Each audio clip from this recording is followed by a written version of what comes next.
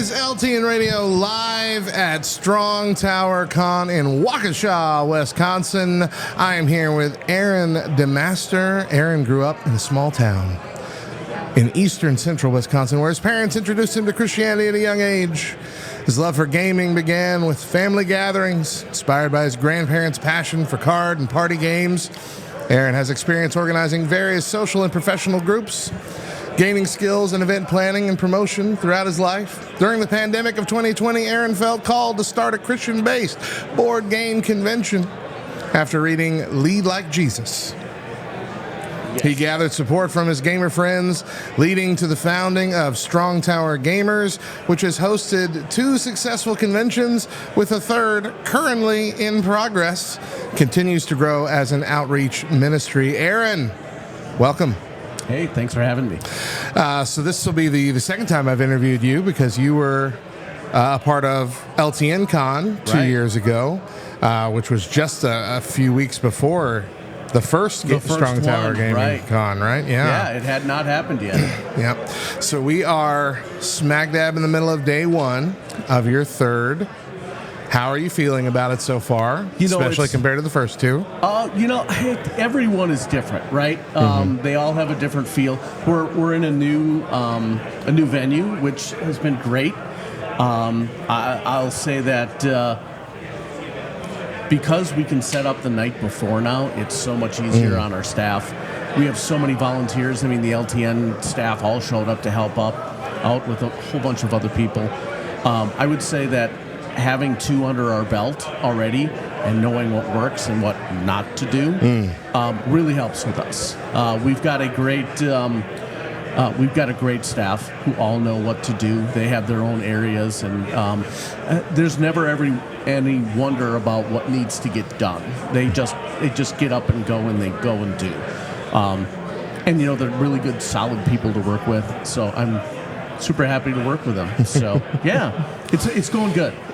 Yeah, I guess it's the short answer and long answer. Yeah. So far, I feel the same. I think it's going well. I'm very excited to see what a Saturday looks like. Because Friday, I've told, Friday's good. Friday's a good start. Saturday's going to be nuts. That's right. Yeah, I'm excited. You'll get a little flavor of it on a Friday night, because when people are done with work, they're going to. Oh, that's true. Yeah, they're going to pack up, and the first place they're coming is here. That's true. But I will say, yes, a Saturday at a convention is always it's craziness.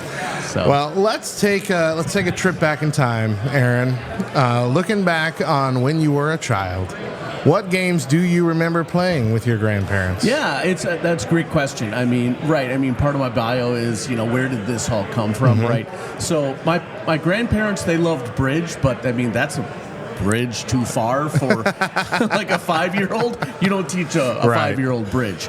It's a lot of rummy style games. Yeah. Okay. If you remember Skippo, back in the day. I mean, yeah, there was of course Uno and things like that, but it tended to be more like games that you could play with a 52 card deck. Yeah. And then my grandparents loved different types of party games, categories and things like that you could get 4, 5, and 6 family members around a table and do some fun stuff with like that. And that's kind of where it comes from. Really, I mean, if you look at games and you kind of compare them, this is really shallow end of the pool stuff. It's gateway games, because that's how you teach little kids. Absolutely. Right? So that's kind of where it is. When I was growing up, my grandparents, who lived in Indianapolis, every time we would come up to visit them, we'd play a game called Blackout, which involved just a 52 card deck. But it's bids and runs and all these different things, and my parents never played it at home. And so it was the thing I looked forward to the most. Every time we came up here, it was just playing Blackout with Grandpa and Grandma. Well, and you know what? I always loved cards, especially when you're talking runs and sets and stuff like that. So it tells me that's a rummy style game, and that's one of my favorite ones. You're going to have to teach me this Blackout. I really want to learn. Do you still play any of these games, or have you transitioned fully? Oh, no. I mean, like anything. I mean, you like comics and cards and stuff like that too. So, do you ever really get over your first love? Yeah, you always go back to it and go, I got an itch. I just want to scratch. So my wife and I met with some friends, and they taught us how to play euchre. Okay. Not too long ago, and we spent an entire afternoon playing euchre. So, which is, just a trick-taking game, right? So, basic 52 cards. Well, it's actually not 52 cards. You take some out. But, yes, I love going back to those. Absolutely. That's what Blackout is. It's a trick-taking game. Okay. There's no runs. I don't know why I said that. Trick-taking. As soon as you said that, I remembered, yep. Yeah, and we're going to have to get some cribbage games in with us while you're here. Because you're in Wisconsin, which is it's a requirement. I don't think they'll let you out unless you've played at least one game. A round of cribbage. So jumping in today, what games do you like to share with others now? Yeah, that's a good question. Well, as like anything, new anime coming out, new Marvel stuff coming out, everybody likes the new hotness and the new flashy, right? Mm-hmm. They love the... what's going on now. So what I'm playing right now, well, I'm running, I think, 3 things at this con. Most of it is my old favorites, Scythe and Innovation. Oh, yeah. But the one that I'm playing right now that I'm really enjoying, it's not super new, is Wonderland's War. So... I think I'm familiar with that one, yeah. It's in our raffle. We've got one on there. It is phenomenal. In fact... They were playing it at the LTN con where I met you. Oh, okay. I played it there with Bubba, and it was fantastic. So much so that, I've tracked it down, and I really wanted to get it on the raffle here, but little known fact, staff are not allowed to win raffle prizes, which means I'm going to have to go out and buy one for myself or go and borrow somebody's copy. But Wonderland's War is it's a, what is it? Area control, fighting, bag builder. So I don't know if you're familiar with bag builder games, but I don't think so. So you've got little discs, let's call them coins, and you put them into a bag, and it's a reach into your bag and pull something out and do something with it. Okay. And some stuff is good, and some not so good. Gotcha. And it's the not so good stuff, then the Wonderlands thing, everybody's crazy, right? The March Hare, the Mad Hatter, they're nuts, right? So the bad stuff is madness tokens. You could literally drive yourself crazy in this game. So I'll be running that tomorrow morning. Awesome. Really looking forward to it. So let's tell me about just the specific mission in mind with Strong Tower Gamers. Right. So like I mentioned before, this was started after I was reading a leadership book called Lead Like Jesus. Mm-hmm. And it's about, one of the things in there is, what are you supposed to be doing with your life, right? And you mix what you're good at with what you're passionate about. And that gives you the energy and the drive and allows you to use the skills that the good Lord has given you, right? So the mission is using games and gaming and this kind of thing as a vehicle to deliver the hope in the hope that we have in Jesus, right? So providing a safe and accommodating environment for people to come in, play games, hang out with Christians, and see that, being a Christian and being a gamer is not mutually exclusive. Right. You can do both. They're you can very do well both compatible. well. Yeah. Right? And like your shirt says, gamer's one of the things on there. But it's not the only thing. You can be a cosplayer, a geek, or a Whovian, or whatever you want to do, and it's not mutually exclusive with the love and safe, saving power of Jesus. Absolutely. So, biggest one yet.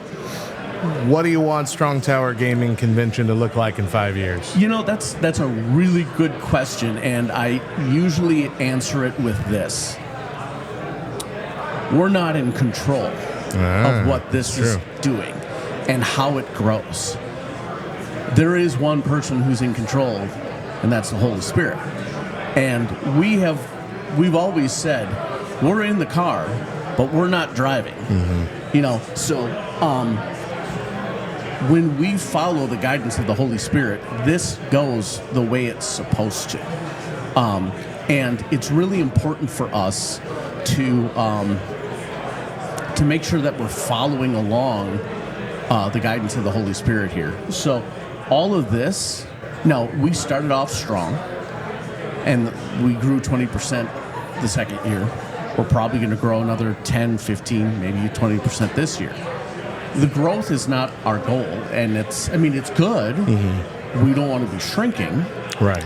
But ultimately is it is going to go the way that the Holy Spirit wants it to, as long as we're following what He's doing to guide us there. So we recognize that it's great. It's a fun time. People have a good time doing it. But ultimately, if we're following where we're supposed to be led, it will go where it's supposed to. Now, that said, do we want to grow it? Yeah. If we see it in 5 years, do roughly 5%. We're at 360, people-ish. I would like to see it around a couple thousand, maybe. Yeah. But again, if it's this size in 5 years, that's not going to bother me. Yeah.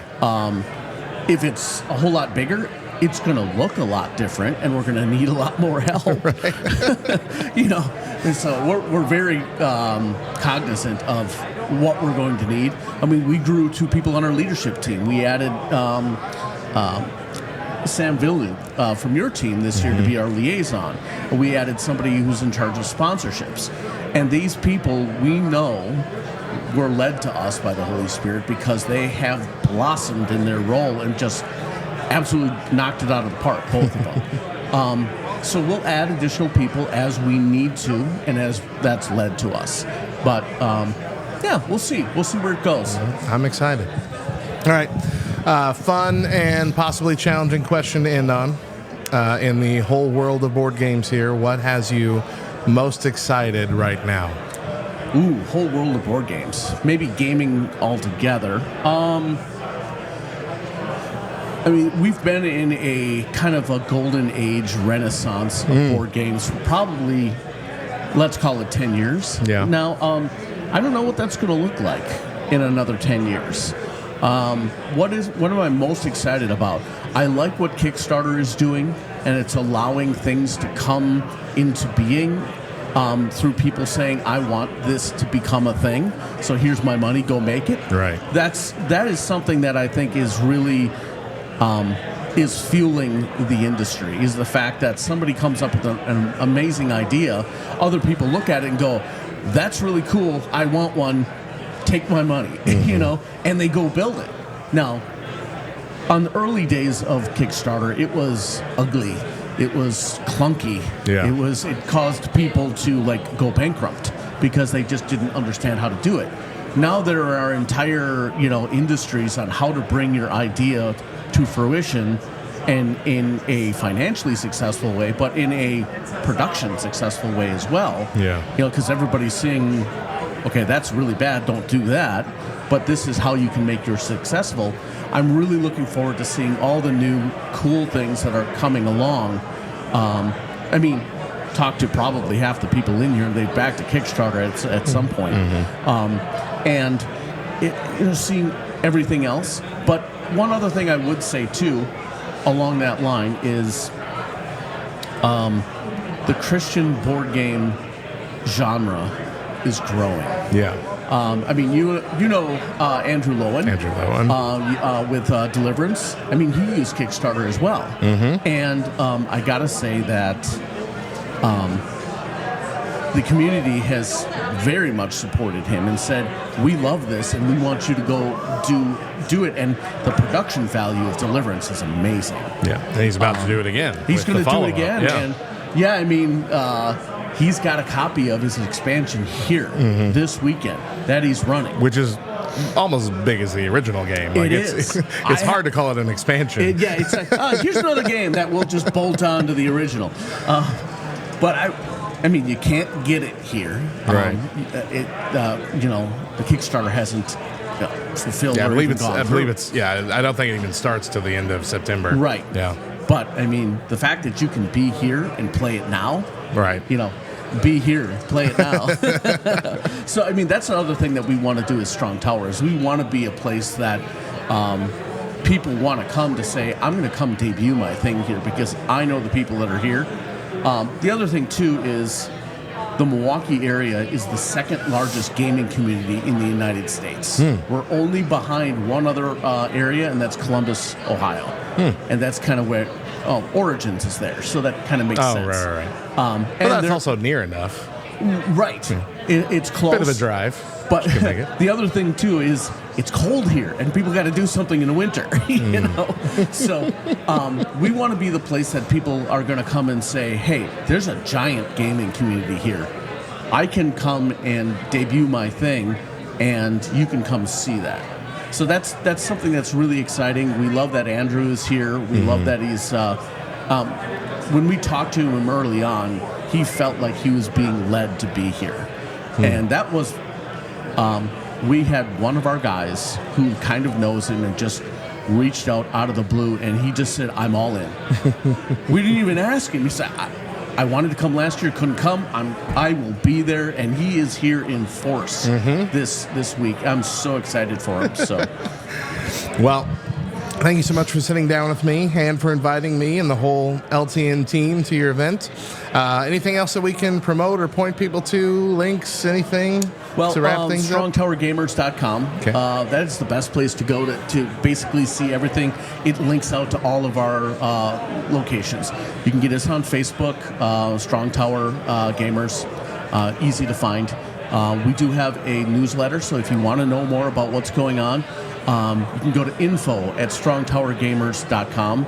That's the best way to email us and contact us, because that will feed out to the appropriate persons. Right. And then, so we have social media, we have website, we have email.